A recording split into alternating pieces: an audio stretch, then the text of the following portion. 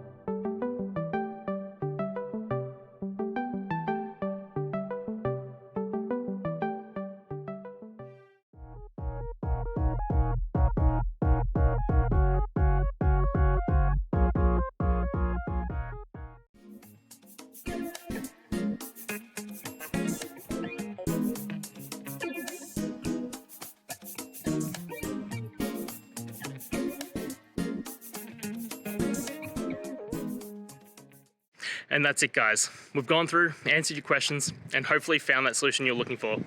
If we did, please hit subscribe. I'd really appreciate it. And until next time, I hope you have a good one.